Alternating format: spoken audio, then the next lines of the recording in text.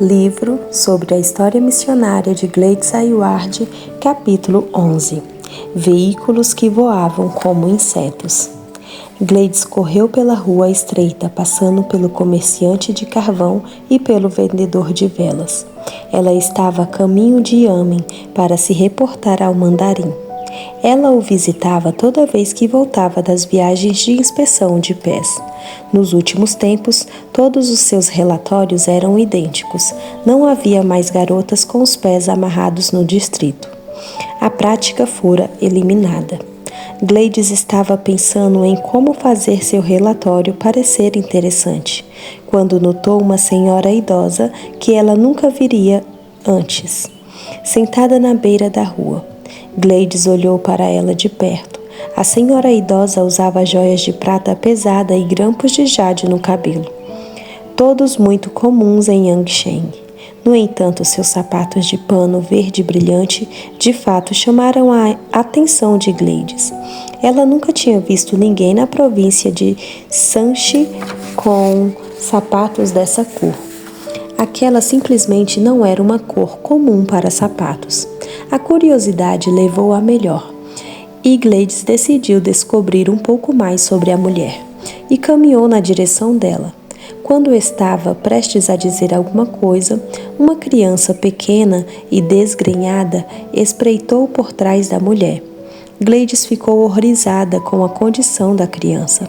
A criança estava suja e vestida com farrapos, e seu estômago fundo como o de alguém faminto. A garotinha protegeu os olhos da luz do sol e olhou para Gladys. Disse Gladys à mulher: "A criança está muito doente." "Isso não é da sua conta", respondeu a idosa com um sotaque estranho. "Além disso, se ela morrer, eu posso conseguir outra para substituí-la a qualquer hora que eu quiser." "Você está enganada", disse Gladys. "É da minha conta. Eu sou Aylward e estou a caminho de ver o mandarim em pessoa. É melhor você fazer algo com aquela garota, agora." Ela colocou tanta autoridade quanto era possível em sua voz. "Não quero a menina, não preciso dela", disse a mulher com voz de deboche. "Dê-me $2, ela é sua." Gladys recuou horrorizada. A mulher a observou de forma astuta. "Tudo bem, você é dura na barganha. $1,50 então." A mulher deu um sorriso que revelou uma boca quase sem dentes. Gladys ficou chateada e com raiva. A estranha com sapatos verdes tratava a menina como se fosse uma cabra ou uma galinha a ser comprada para um banquete. "Eu não compro crianças. Eu vou falar com o mandarim sobre você", disse Gladys, e com isso ela foi em direção ao Yamen. 1h30 depois, após passar por todas as formalidades de cumprimentar o mandarim e contar-lhe sobre a mulher, que vendia crianças a apenas 100 metros do Yamen, Gladys perguntou-lhe de forma direta: "O que vamos fazer a respeito?" Os olhos do mandarim fixaram-se em Gladys e com grande ênfase ele disse: "Não faremos nada. Concordo com o fato de não ser boa a existência de vendedores de crianças, mas não há nada que possamos fazer a respeito. Os vendedores pertencem a grupos poderosos de criminosos. Se tentarmos detê-los ou interferir de alguma forma, eles nos farão nos arrepender grandemente." Depois que ele falou, o mandarim pegou seu martelo e bateu no gongo ao lado de sua cadeira, sinalizando o fim da audiência e a dispensa de Gladys. Enquanto Gladys caminhava em direção à porta, o mandarim deu uma ordem: "Sob nenhuma circunstância você deve chegar perto da vendedora de crianças de novo. E você também não deve repetir a conversa que tivemos sobre isso com ninguém. Isso é uma ordem." O coração de Gladys bateu com pesar no peito. Mandarim ou não, ela sabia que precisava falar o que pensava. Ela se virou para encará-lo, curvou-se de novo e disse: "Eu vim para a China porque Deus me enviou. Não posso obedecer às suas leis quando elas diferem das leis do meu Deus. Vou perguntar a Deus o que devo fazer com a vendedora de crianças, e farei o que ele disser. Não o que você ou qualquer outra pessoa me mandar." A boca do mandarim se escancarou de surpresa. Gladys supôs que era a primeira vez que alguém falava assim com ele e, com certeza, a primeira vez que uma mulher tinha falado daquele jeito e, ainda por cima, uma mulher estrangeira. Ela não esperou pela reação dele. Ela se curvou uma última vez, virou-se rapidamente e foi embora. Gladys ainda tentava decidir o que fazer sobre a situação.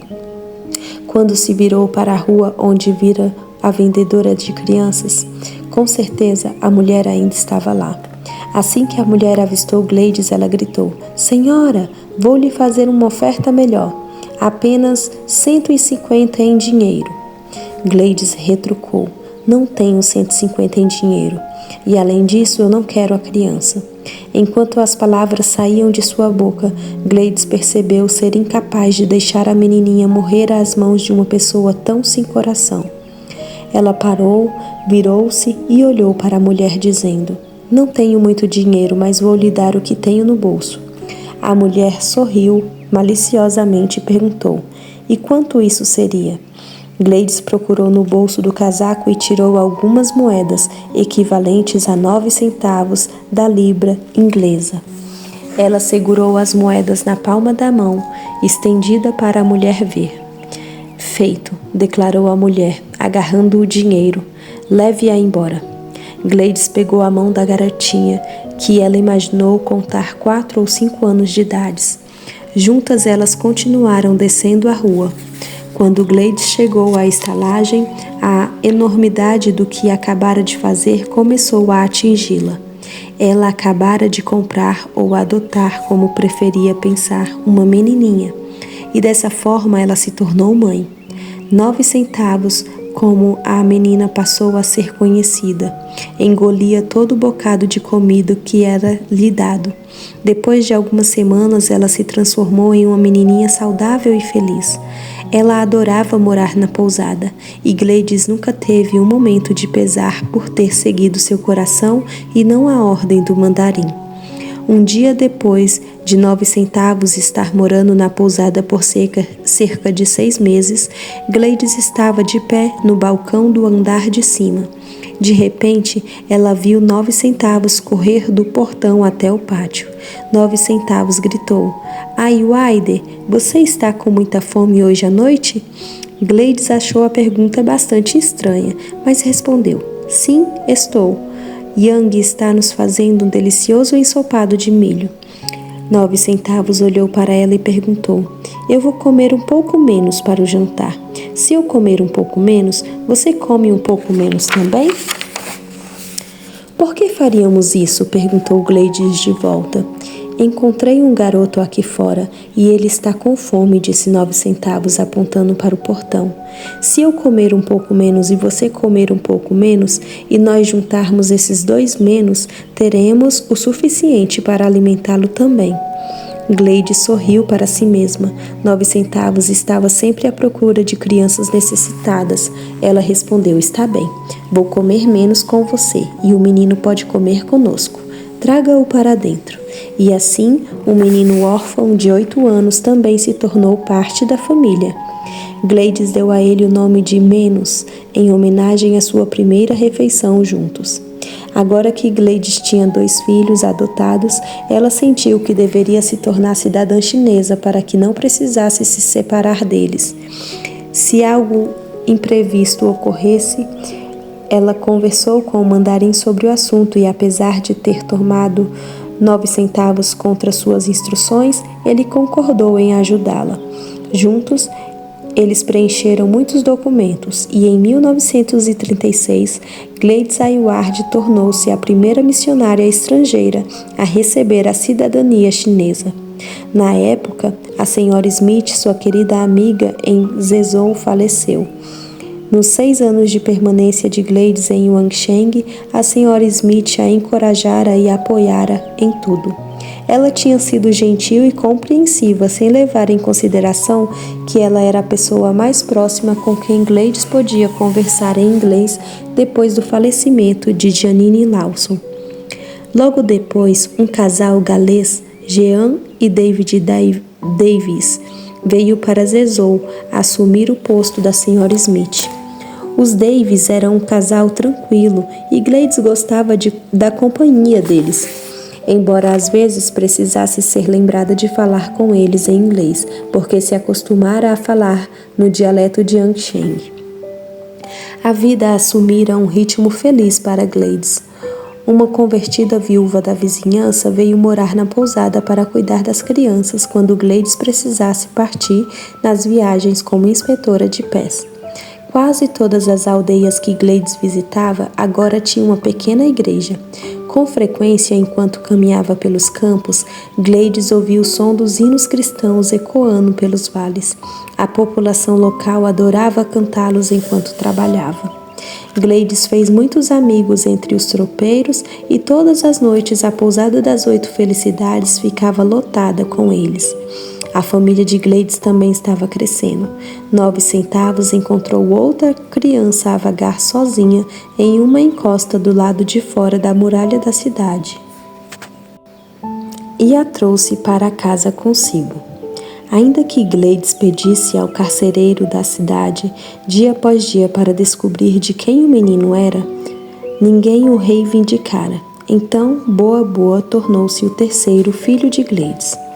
Nesse mesmo ano, o Rio Amarelo, que faz fronteira com a província de Shanxi ao sul e ao oeste, transbordou. Muitos refugiados se deslocaram para os pontos mais altos nas montanhas. Um deles era um menino chamado Francis, que não tinha ninguém para cuidar dele. Gladys o trouxe para sua família crescente. O mandarim trouxe para Gladys seu próximo filho. Ele e Gladys haviam se tornado bons amigos e ele confiava completamente na avaliação dela. O mandarim recebeu a responsabilidade de cuidar de uma menina órfã de 8 anos e decidira que Gladys era a melhor pessoa para cuidar dela. O nome da garota era Lan Xiang e ela se juntou a 9 centavos menos Boa Boa e Francis na pousada das 8 Felicidades. É claro que Gladys tinha muito trabalho para mantê-la ocupada com 5 filhos para cuidar. Mas a cada ano que passava, as pessoas do distrito de Ansheng e do Mandarim começaram a confiar nela cada vez mais para ajudar a resolver seus problemas. Quando o Mandarim tinha uma decisão importante a tomar, procurava Gladys para ouvir suas sugestões. Quando o administrador da prisão quis que seus filhos fossem para a escola, ele pediu a Gladys que começasse o que ela fez. No entanto, havia um problema que Gladys não podia resolver, mesmo que ela soubesse o que estava por vir. No começo não parecera nada incomum. Os tropeiros traziam rumores vagos sobre a guerra. Ninguém pensava muito naquilo, porque a China sempre estava em guerra com partes de si mesmas ou com seus vizinhos há séculos. Gladys lembrou-se de não conseguir passar por Chita no trem em que viera por causa de uma guerra não oficial entre a China e a Rússia. Com o passar do tempo, no entanto, a guerra começou a soar diferente das outras guerras locais. Não era apenas mais uma guerra de fronteira. Os japoneses invadiram a Manchúria e estabeleceram seu governo lá. Eles não pareciam satisfeitos em apenas ocupar a Manchúria. As tropas japonesas agora se mudavam para uma parte mais a nordeste da China. Ainda assim, tudo parecia muito longe de Ansheng, que ficava aninhada entre os picos e vales áridos da província de Shanxi. Então, em uma manhã clara de primavera em 1938, os cidadãos de Ansheng ouviram um estranho zumbido no ar. Eles correram para fora das casas e foram para as ruas ver o que poderia emitir aquele som. Eles examinaram os céus. Logo seus esforços foram recompensados pelas formas de 5 aviões que brilhavam prateados ao sol da manhã.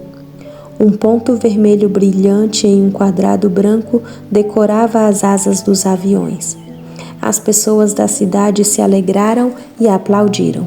Nenhum deles jamais havia visto um avião antes, embora muitos tivessem ouvido dizer que havia veículos que voavam como insetos. Enquanto as pessoas assistiam às escotilhas na parte de baixo dos aviões se abriram, e o que parecia para as pessoas como caixas pretas caíram do avião.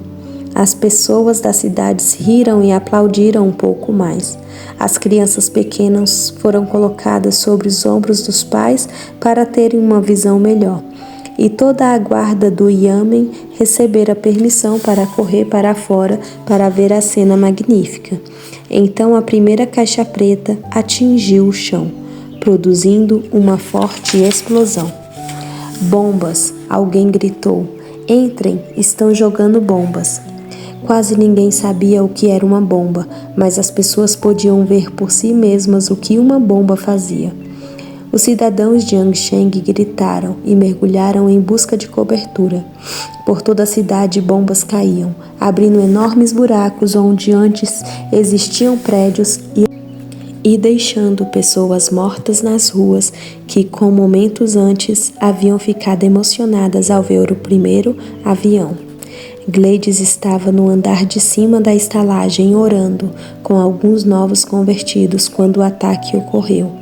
Ela ouviu os aviões no último momento e antes que ela pudesse reagir, uma bomba atingiu o campo sudeste da pousada. Gladys ouviu o barulho ensurdecedor. A estalagem estremeceu e o chão em que ela estava se dissolveu.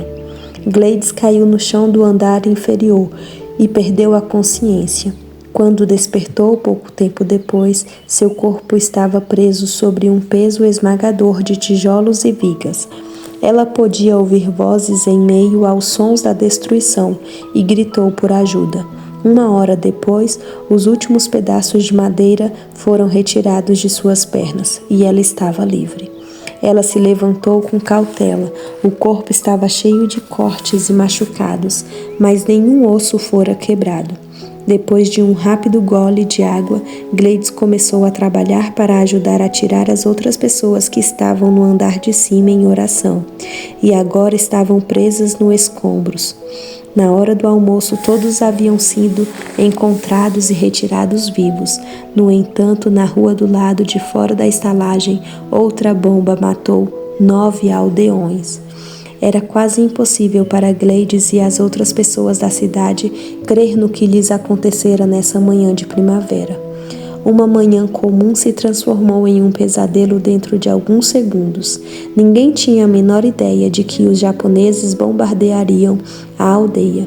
Em um instante, a vida de todos os aldeões virou de cabeça para baixo.